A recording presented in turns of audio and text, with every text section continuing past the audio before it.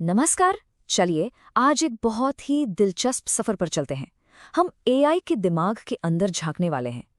कभी सोचा है जब हम एआई से कोई सवाल पूछते हैं तो वो अंदर ही अंदर असल में जवाब तक पहुंचता कैसे है। एआई को देखकर अक्सर लगता है ना कि ये कोई जादू है। हम एक मुश्किल सवाल पूछते हैं और बस पलक झपकते ही एक शानदार जवाब हमारे सामने होता है। लेकिन उस सवाल और जवाब के बीच का जो फासला है, उस दौरान एआई के दिमाग के अंदर चल क्या रहा होता है। देखिए, कई सालों तक तो एआई हमारे लिए एक ब्लैक बॉक्स जैसा ही था। मतलब हमें ये तो पता था कि इनपुट क्या है और आउटपुट क्या मिल रहा है, पर उसके अंदर की जो पूरी प्रक्रिया थी ना, वो एक राज थी, एक पहेली। लेकिन अब कुछ नई और जबरदस्त रिसर्च हुई है जिसने हमें उस ब्लैक बॉक्स के अंदर झांकने का मौका दे दिया है। फाइनली अब हम ये देख सकते हैं कि एआई असल में सोचता कैसे है, तर्क कैसे करता है और अपने जवाबों को तैयार कैसे करता है। अच्छा, इसे समझने के लिए एक एनालॉजी लेते हैं। सोचिए, एक एआई के लिए कोई भी मुश्किल समस्या को सुलझाना एक ऊंचे पहाड़ पर चढ़ने जैसा है। और यही एनालॉजी, यही सोच हमें ये समझने में मदद करेगी कि एआई अपनी मंजिल यानी सही जवाब तक पहुंचता कैसे है। तो फिर एआई के अंदर का वो असली राज है क्या? जवाब छिपा है उसकी पूरी रणनीति को छोटे छोटे हिस्सों में तोड़ने में। और रिसर्चर्स इन्हीं छोटे हिस्सों को इंटरनल पॉलिसीज कहते हैं। चलिए समझते हैं। देखिए, पहले हम क्या समझते थे, हम ये सोचते थे कि एआई की बस एक ही लैंग्वेज मॉडल पॉलिसी होती है। मतलब जवाब देने का एक पूरा का पूरा सिंगल प्लान, शुरू से लेके आखिर तक का।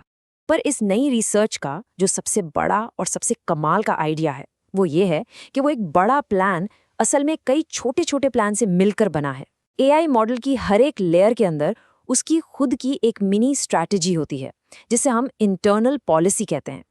और यहीं से बात बहुत ही दिलचस्प हो जाती है, क्योंकि रिसर्चर्स ने पाया कि अलग अलग एआई मॉडल्स के सोचने का तरीका, मतलब उनके अंदर तर्क करने का जो स्टाइल है, वो एक दूसरे से बिल्कुल बिल्कुल अलग होता है। ये ठीक वैसा ही है जैसे दो अलग अलग इंसान एक ही प्रॉब्लम को अपने अपने खास तरीके से सुलझाते हैं। इस रिसर्च से पता चला है कि अलग अलग एआई मॉडल्स भी जवाब तक पहुंचने के लिए एक दूसरे से एकदम अलग ढंग से सोचते हैं। जैसे कि लामा और क्यून मॉडल्स, इनके सोचने के तरीके में जमीन आसमान का फर्क है। लामा मॉडल सडन कन्वर्जेंस का इस्तेमाल करता है। मतलब वो आखिरी लेयर्स तक अलग अलग रास्ते खोजता रहता है और फिर अचानक से एक नतीजे पर पहुंच जाता है, बिल्कुल उस हाइकर की तरह जो आखिरी पल में पहाड़ की चोटी तक दौड़ लगा दे।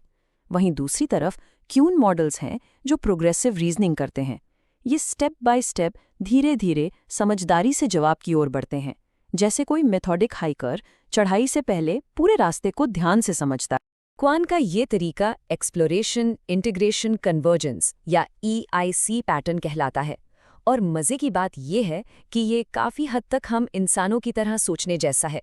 पहला स्टेप है एक्सप्लोरेशन, जहां शुरू की लेयर्स कई सारे अलग अलग रास्ते तलाशती हैं।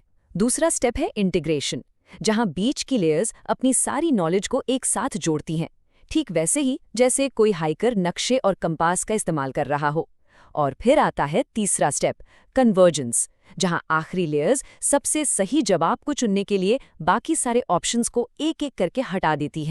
तो जब ये सब पता चल गया तो इसका समाधान क्या निकाला गया? एक बिल्कुल नया ट्रेनिंग मेथड जो एआई को नीचे से ऊपर की ओर ट्रेन करता है, यानी bottom up approach. Research paper में इस आइडिया को बहुत अच्छे से समझाया गया है। चूंकि अंदरूनी तर्क निचली लेयर्स से शुरू होकर धीरे धीरे ऊपर की ओर बढ़ता है, हम ट्रेनिंग को भी नीचे से ऊपर के नजरिए से देख सकते हैं। इसका सीधा सा मतलब है कि हमें एआई को अंदर से बाहर की ओर सोचना सिखाना होगा। और इसी बेहतरीन आइडिया पर आधारित है बूपो, यानी बॉटम अप पॉलिसी ऑप्टिमाइजेशन। इसके दो फेज हैं। फेज 1 में एआई की निचली लेयर्स को ट्रेन करके उनकी बुनियादी तर्क शक्ति को मजबूत किया जाता है, ठीक वैसे ही जैसे किसी हाइकर को चढ़ाई पर भेजने से पहले उसे मैप पढ़ना और रास्ता खोजना सिखाया जाता है। और फिर फेज 2 में इस मजबूत नींव के ऊपर खड़े पूरे मॉडल को एक साथ ट्रेन किया जाता है। लेकिन अब आता है सबसे बड़ा सवाल, क्या ये नया तरीका असल में काम भी करता है? क्या इससे कोई फर्क पड़ता है? चलिए सीधे नतीजों पर नजर डालते हैं।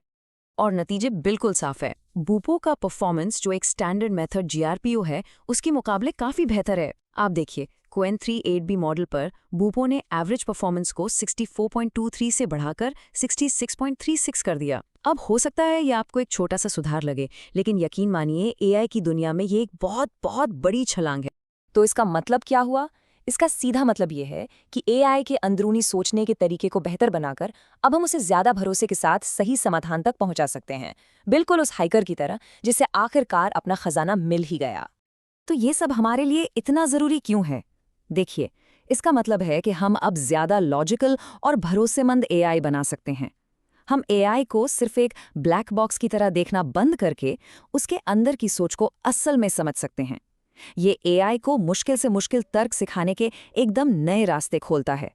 और क्या पता, शायद यही तकनीक भविष्य के आंसर इंजन्स की नींव बने, जो आज के सर्च इंजन को पूरी तरह से बदल कर रखते।